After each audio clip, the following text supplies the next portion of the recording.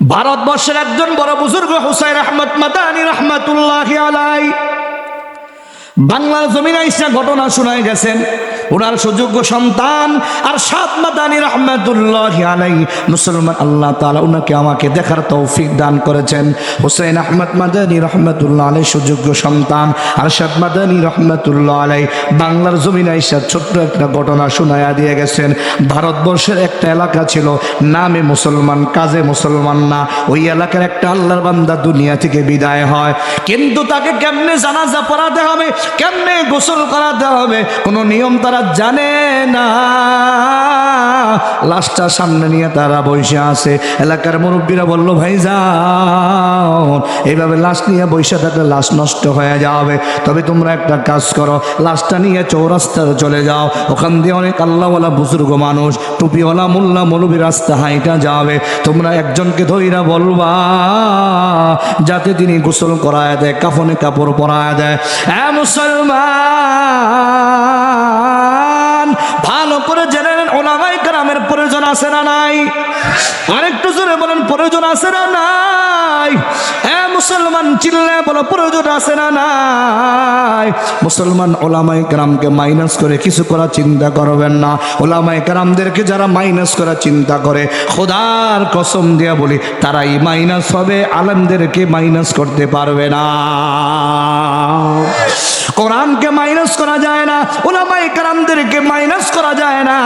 মুসলমান আজকে যদি উলামায়ে কেরাম বাংলার জমিনে না থাকতো, আজকে মুসলমান উলামায়ে কেরাম যদি বাংলাদেশে মুসলমান না থাকতো, মানুষ মুসলমান কুকুরের মতো মরতো, জানাজা দেওয়ার মতো লোক থাকতো না।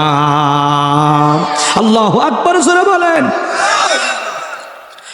আল্লাহর বান্দা মুরব্বি মশওয়ারা দিল, যাও তোমরা রাস্তায় নিয়ে যাও। রাস্তা দিয়ে একজন পথিক হাইটা যায়, মাথায় টুপি, গায়ে পাঞ্জাবি। ওনাকে ধৈরা বলতেছে, ভাইজান আমরা জানাজা দেওয়ার সিস্টেম জানি না, আমরা দাফনের সিস্টেম জানি না, আমরা কাপড় কেমনে পরাই লাশকে আমরা তা জানি না। একটু মেহেরবানি করে আপনি আমাদের শিখায়া দেন, একটু মেহেরবানি করে আপনি আমাদের সময় দেন। আল্লাহর বান্দা সময় দিল, সুন্দর করে গোসল করাইয়া 3টা কাপড় দিয়া প্যাকেট বানাইয়া এরপরে সুন্দর করে 4 তাকবীরের সাথে জানাজাটা নামাজ আদায় করলো। এরপরে সুন্দর করে কাফনে কাপড় দিয়া আল্লাহর বান্দা বিদায় হয়ে যায়। অফিসে যাওয়ার পর আল্লাহর বান্দা দেখতে পাইল তার বুক পকেটে কিছু জরুরি কাগজপত্র ছিল, খুঁজে পাওয়া যায় না। কোথায় গেল আমার জরুরি কাগজ? চিন্তা করতে করতে আল্লাহ বান্দা মোটামুটি নিশ্চিত হয়ে গেল আমার জরুরি কাগজপত্রগুলো বুঝি কবরের ভিতরে পড়ে গেছে। এলাকার লোকদের কাছে বলল, ভাইজান আমি আপনাদের একটা উপকার করছি, আপনারা আমার একটা উপকার করবেন। কি উপকার? বলে কবরটা খনন করতে হবে। আপনাদের ওই বান্দার কবরে, ওই আল্লাহ বান্দার কবরে আমার জরুরি কাগজপত্র পড়ে গেছে। এলাকার লোকেরা ডাক দেয়া কয়, আমরা কবরের কাছেও যাব না, তোমার মন চাইলে তুমি কবর খনন করে কাগজটা তুমি বের করে নাও। বলে ঠিক আছে, আমি কবর খনন করবো, আপনারা পাশে থাকবেন। আল্লাহ বান্দা যখন কোদাল নিয়ে মাটি খনন করা শুরু করে দিল, যতই খনন শুরু করে কবর ভিতর থেকে এক রকমের আলো বিচ্ছুরিত হতে থাকে। কবর খনন করার পর মাত্র 2 ঘন্টার আগে যে কবরটাকে দাফন দেওয়া হইল, মুসলমান কবরটা যখন খনন শেষ হয়ে গেল, আল্লাহ বান্দা কবর খনন করে দেখে তার কবরটা ফুলের বাগান, ফুল দিয়ে ডেকোরেশন হয়ে গেছে। আর তার কবর উপরে ওই যে তার জরুরি কাগজপত্র তার লাশের উপরে পড়ে আছে। চিল্লায় চিল্লায় জোরে জোরে বলো না সুবহানাল্লাহ। কিসের কাগজ? কাগজ দিয়ে আমি কি করব? এত সুন্দর কবর থেকে ঘেরান আর এত সুন্দর জান্নাতি ফুল দিয়ে ডেকোরেশন হয়ে গেল। এই লোকের কি পরিচয়? এই লোকটা কি আমল করে? আমি সেই আমল মৃত্যু পর্যন্ত করব। আমার কবরটা যেন এত সুন্দর হয়, আমার কবরটা যেন জান্নাতের বাগান হয়। ও মুসলমান, নরসিংদীর মুসলমান, কাচি কাটার মুসলমান, আমি আপনাদের কাছে জানতে চাই, আমরাও কি চাইনি আমাদের কবরটা সুন্দর হোক?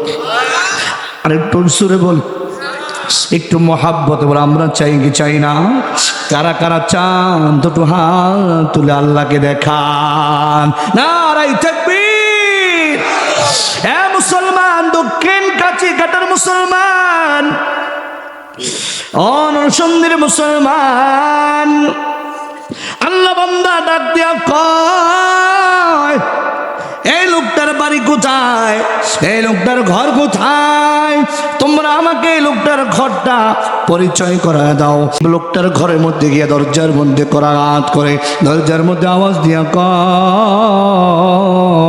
কে আছো ঘরের ভিতরে? একজন মহিলার কণ্ঠের আওয়াজ আসে, বলে কে আপনি? বলে আমার পরিচয়, আপনার যে আত্মীয় মারা গেছে, আমি তাকে সুন্দর করে গোসল করাইছি, কাফনে কাপড় পরাইছি, দাফন দিয়েছি। বলে কি জন্য আসছেন? আমি জানতে আসছি আপনার স্বামী কি আমল করত। আল্লাহর বান্দে ডাক দিয়া কয়, আমার স্বামীর তেমন কোনো আমল নাই, আমার স্বামী তেমন কোনো আমল নাই। বলে না না, বলতে হবে। বলে আমার স্বামী সাধারণ একজন কৃষক ছিল, আমার স্বামী দিনের বেলা খেতে বের হয়ে যাইতো, আবার বিকালবেলা বাড়িতে আসতো, গোসল মোসল করে এরপরে খানা দাওয়া করে ঘুমায়া পড়তো। আমার স্বামীর বিশেষ কোনো আমল নাই। আল্লাহর বান্দা না চোর। বলে না না, তোমার স্বামীর বিশেষ কোনো আমল আছে, না বললে আমি এখান থেকে যাব না। মহিলা দীর্ঘ সময় তালাশ করতে করতে আল্লাহ বান্দি ডাক দিয়া কয়, আমার স্বামীর একটা আমল আমার মনে পড়ে। সকালবেলা ঘুম থেকে ওঠার পরে হাত মুখ ধুইয়া পরিষ্কার হইয়া, ওই যে বাড়ির আমার ঘরের মধ্যে ছোট্ট আলমারি আছে, আলমারির উপরে একটা বই আছে, কাপড় মোড়ানো। সকালবেলা আমার স্বামী হাত মুখ ধুইয়া পরিষ্কার কইরা ওই যে কাপড়টা পেছানো বইটা নামাইয়া, আর বইটা খুললা খুলতে আমার স্বামী মূর্খ মানুষ, কিছুই পড়তে পারে না, কিছুই পড়তে জানে না। আর ওই কোরআনটা খুললা খুললা, ওই বইটা খুললা খুললা আঙ্গুল নাড়াইতো, আর উর্দুতে বলতো, ইয়ে মেরে রব কি কালাম হায়, হে মেরে রব কি কালাম হায়, হাদা কালাম রব্বি, এই কথা বলতো। আর আমার স্বামীর চোখ দিয়া টপ টপ করে পানি বরদ। হে মুসলমান,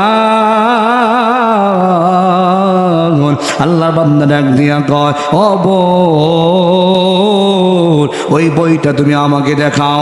আল্লাহ বান্দা যখন গিলাফটা খুলল, খুইলা দেখে দুনিয়ার সাধারণ কোনো বই নয়, ওই বইটা ছিল মহাগ্রন্থ আল কোরআনুল কারীম।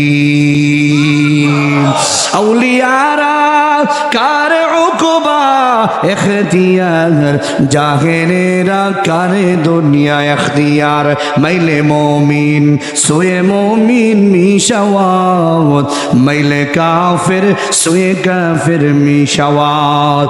এ মুসলমান, জানতে চাই কোরআনের পক্ষে থাকতে রাজি আছি না নাই? আরেকটু জোরে বলতে হবে, রাজি আছি না নাই? কোরআনকে মহব্বত করতে রাজি আছি না নাই?